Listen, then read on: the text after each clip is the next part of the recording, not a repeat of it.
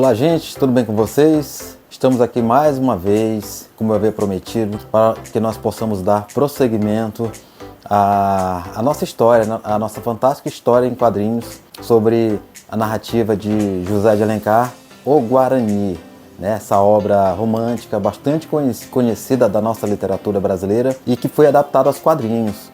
Portanto, eu estou trazendo essa obra para que vocês possam ter esse primeiro contato com ela, através de um fantástico recurso visual que as HQs nos proporcionam, para quem sabe no futuro vocês possam conhecer a obra original em seu formato em prosa, né, e saborear essa experiência. Nesse caso, essas duas experiências. Essa primeira experiência através da adaptação em quadrinho e depois a experiência através da leitura propriamente dita do romance em prosa, tá? A história ela foi dividida em quatro partes, vamos chamar de 4 capítulos, para que a leitura não ficasse, ou o vídeo não ficasse muito cansativo. Portanto, espero que vocês gostem. Hoje será o segundo capítulo, tá? E aí a gente estará gravando o terceiro e o quarto. Vai depender de vocês, se vocês estiverem gostando, podem deixar nos comentários se querem ou não continuar com esse romance adaptado em quadrinho. E a gente vai trazer com o maior prazer para vocês que são os assinantes aqui do canal, tá bom? No final do vídeo eu retorno e para fazer os comentários finais. Então fiquem com o vídeo, bom entretenimento.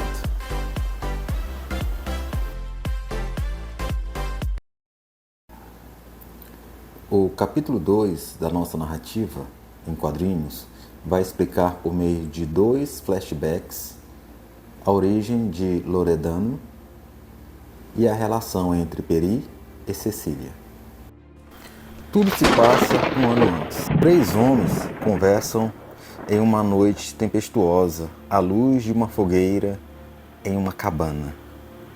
Um deles parece não querer sair naquela noite. Há um religioso entre eles, seu nome, Frei Ângelo. O religioso, estranhamente, aconselha aos homens correrem o risco de sair em plena tempestade para caçar, desde que tenham fé, nada acontecerá a eles. Fernão Aires zomba de questões religiosas como aquela. Subitamente, um raio atinge uma árvore que cai sobre Fernão Aires, o 7º homem. O mestre Nunes e o Frei Ângelo tentam socorrê-lo, mas não há muito a ser feito, exceto ouvirem sua confissão antes de sua morte. Fernão Aires conta que um tal Robério Dias descobriu uma mina de prata. A mina foi desenhada em um mapa e entregue aos parentes de Fernão Aires, que o adquiriu por meio de um latrocínio. Fernão Aires indica o local onde escondeu o mapa ao Frei Ângelo. Frei Ângelo, por sua vez, seduzido pelo que o mapa representava, sequer concede a extrema unção a quem o pediu. Mestre Nunes fica encarregado dessa menção.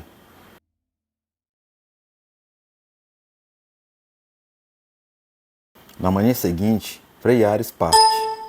Em algum lugar na floresta, ele esconde uma botija com um mapa e assume uma nova identidade, Loredano. Essa é a origem do vilão.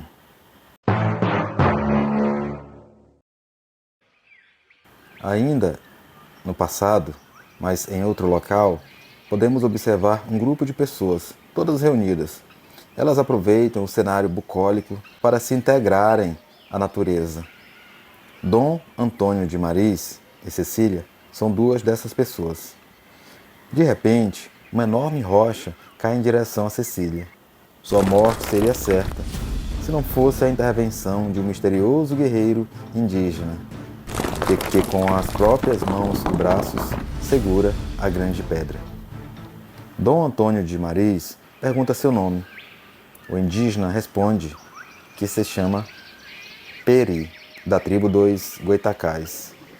Aqui nasce a amizade entre Peri e a família de Dom Antônio, pai de Cecília. Nesse mesmo dia, Loredano pede hospedagem na grande casa. A hospedagem será concedida em troca de total submissão de Loredano, que aceita sem relutar. Durante a ceia, em homenagem ao ato de bravura de Peri, Cecília propõe que ele permaneça entre eles como uma espécie de protetor da família. Peri aceita logo, embora Dona Laureana, sua mãe, aparente não gostar. Fora da casa, Peri se despede da sua mãe, porque não retornará mais ao seu povo de origem, os Goitacás. Retornamos ao tempo presente. Loredano e seus 2 comparsas procuram a botija com o mapa. Ela havia sido enterrada. Coincidentemente, Álvaro os encontra. E aquela batalha que os dois quase iniciaram no capítulo 1 é retomada. Álvaro claramente é mais habilidoso, mas sua inocência o faz aceitar lutarem em um outro local para não chamar a atenção da família de Dom Antônio. E Álvaro, inocentemente, vira as costas para Loredano.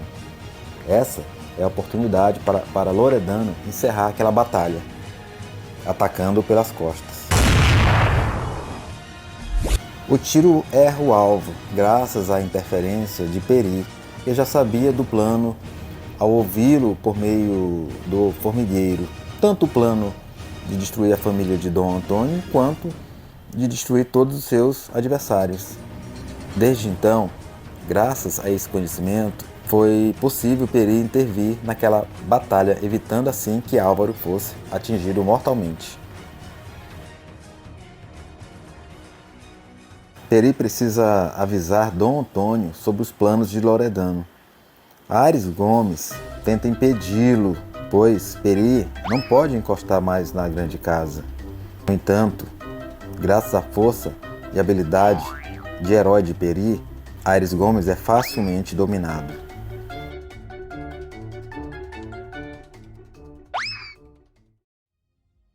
Peri chega até a janela de Cecília e inicia uma perigosa descida ao fosso onde Loredano havia jogado o presente de Álvaro. Cecília alerta sobre o perigo sem entender os motivos que levam o guerreiro a correr tamanho risco. Em outra área da grande casa, Dom Antônio se reúne com Álvaro e Dom Diogo, seu filho, para anunciar seu testamento. Sua fortuna seria administrada por Diogo. A mão de Cecília seria de Álvaro. Dom Antônio também confessa que Isabel é sua filha e que os dois devem protegê-la. Cecília finalmente descobre o que Peri foi buscar no fosso. Em uma sala, toda a família de Dom Antônio anuncia a Peri que ele deve partir da fortaleza para sempre. Peri diz que partirá, mas antes gostaria de lutar contra os aimorés que se preparavam para vingar a morte da indígena assassinada por Dom Diogo. Na oportunidade, Peri explica que não tentou contra a vida de Cecília no rio, mas a salvou de um atentado. A mãe de Ceci, percebendo a injustiça que cometera, perdoa Peri e pede que ele permaneça com sua família. No dia seguinte, Cecília entrega o presente deixado por Álvaro na janela de seu quarto para Isabel, como se o presente fosse para ela. Depois, arranja um encontro entre os dois. Cecília sabe que não ama Álvaro, por isso quer que ele fique com quem o ama, Isabel.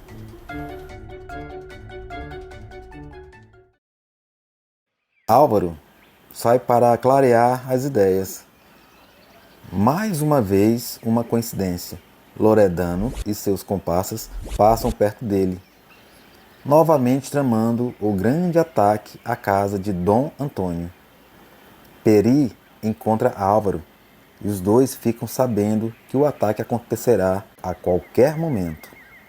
Agora são dois os inimigos, a rebelião de Loredano e a vingança dos Aimorés. Termina aqui a segunda parte de O Guarani em HQ. E aí, gente, gostaram do vídeo? Eu sabia que vocês iriam gostar. E também eu tenho certeza que vocês vão pedir a terceira e última parte, a terceira e a quarta parte dessa fantástica história, dessa incrível narrativa de José de Alencar, O Guarani. Então, permaneçam no canal, assistam outros vídeos, existem mais conteúdos aqui disponíveis. E eu prometo para vocês que em breve estarei publicando a terceira e a quarta parte dessa história inesquecível e que despertou emoções por várias e várias gerações. Ok? Um abraço, a gente se vê no próximo vídeo.